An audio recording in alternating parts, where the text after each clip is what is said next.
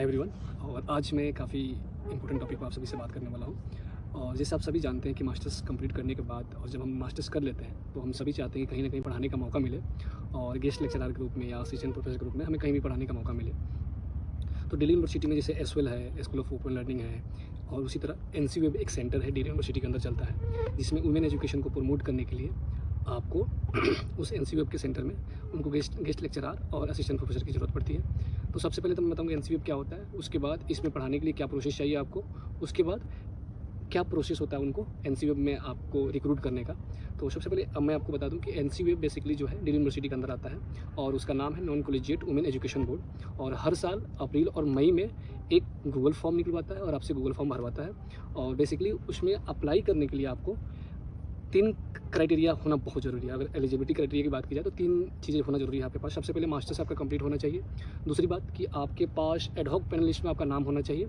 और तीसरी जो आपके पास नेट सर्टिफिकेट होना चाहिए। अगर आपके पास है ये तीनों चीज़ तो आप अप्लाई कर सकते हैं। अब आप पूछ सकते हैं कि एडहॉक पैनल लिस्ट क्या है। एडहॉक पैनल लिस्ट पर मैंने एक वीडियो बना चुका हूँ, आप जाकर उसको देख सकते हैं कि एडहॉक पैनल लिस्ट क्या है और उसमें नाम होना क्यों ज़रूरी है इसमें पढ़ाने के लिए। अब दूसरी बात आती है कि एनसीवेब में क्लासेस कैसी होती हैं। तो एनसीवेब में देखिए सैटरडे संडे क्लास होती है। जनरली सैटरडे संडे क्लास होती है और एक क्लास के लिए आपको 1500 रुपया मिलता है। और आपको एक दिन में 2 क्लास अलाउड करते हैं तो आपको 3000 रुपया मिलता है। और एक सेमेस्टर में आपको अप्रॉक्सीमेटली 26 से 27 क्लास देते हैं। तो आप अगर मैथमेटिक्स लगाएं तो आपको एक सेमेस्टर में 65 से 70,000 रुपये मिल जाता है, क्योंकि आप 25-26 क्लास लीजिएगा तो आपका वहीं 70,000 के आसपास आपके पास मतलब अमाउंट आपका हो जाता है।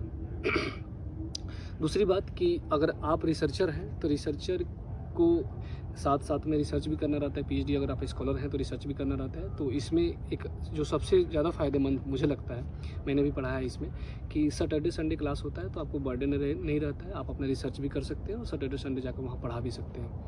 और दूसरी बात कि जो ग्रेजुएशन लेवल में अगर पढ़ाना चाह रहे हैं आप या पोस्ट ग्रेजुएशन लेवल पर पढ़ाना चाह रहे हैं तो जो आपका उसमें सिलेबस जो मिलता है पढ़ाने के लिए उसमें बर्डन भी नहीं होता है ज़्यादा, तो उसको आप पढ़ा सकते हैं।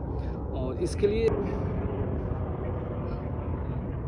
तो non collegiate women education NCWEB है। लगभग ड्यू के हर कॉलेजेस में इसका सेंटर है। जैसे मुझे अदिति महाविद्यालय अलॉट किया गया था।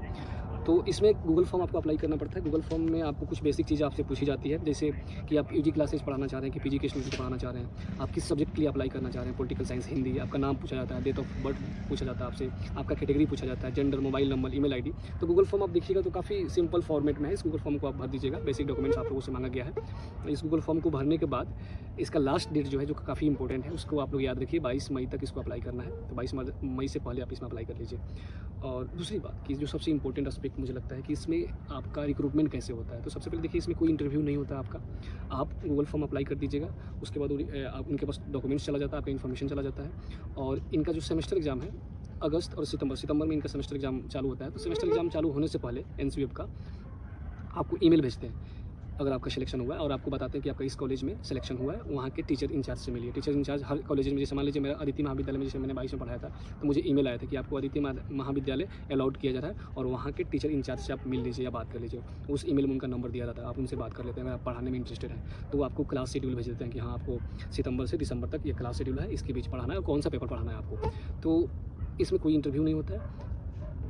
तो आप पूछ सकते हैं कि इसका सिलेक्शन की क्राइटेरिया क्या है। देखिए, सिलेक्शन का क्राइटेरिया अगर देखा जाए तो थोड़ा सा आर्बिट्रेरी है। जनरली जो एडहॉक पैनलिस्ट में फर्स्ट कैटेगरी में आते हैं, सेकंड कैटेगरी में आते हैं, थर्ड कैटेगरी में आते हैं, उनको बुला लेते हैं। और कभी कभी क्या होता है कि फोर्थ कैटेगरी वालों को भी बुला लेते हैं और सेकंड वालों को नहीं बुलाते हैं। कभी कभी रूल फॉलो नहीं करते हैं, लेकिन जनरली उनसे अपेक्षाएं की जाती है कि रूल फॉलो करें। जो कैटेगरी 1 में है एडहॉक पैनलिस्ट के, उनको पहले बुलाया जाता है, उसके बाद सेकंड वाले को बुलाया जाता है, उसके बाद थर्ड वाले को बुलाया जाता है। जैसे इस बार मैं आप लोगों को उदाहरण दूँ तो जो इस बार का रिक्रूटमेंट हुआ था उसमें महिलाओं को ज़्यादा प्रीफर किया गया था। जैसे मैं बताया था आप लोगों को वीडियो को शुरुआत में ही सॉरी, एनसीवेब के जो जिस पर्पज़ से गठन किया गया था वुमेन्स एजुकेशन को प्रमोट करने के लिए, जो दिल्ली में जो महिलाएं हैं, खासकर जो रेगुलर में अपना एजुकेशन नहीं ले पाती हैं, उनके एजुकेशन को प्रमोट करने के लिए इसका गठन किया गया है। तो महिलाओं को प्रीफर किया जाता है इसमें। तो ऐसा जरूरी नहीं है कि सिर्फ महिलाएं होती हैं, जैसे मैंने भी पढ़ाया था या अभी मेरे बहुत दोस्त पढ़ा रहे हैं इस सेंटर में। तो ऐसा कोई ज़रूरी नहीं है कि जो महिलाएँ हैं वहीं अप्लाई करें।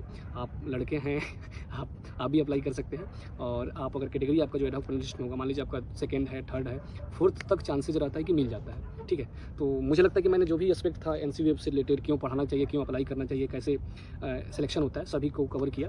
और लास्ट तक वीडियो को देखने के लिए बहुत बहुत धन्यवाद। और आप सभी से निवेदन होगा कि चैनल को सब्सक्राइब कर लीजिए कि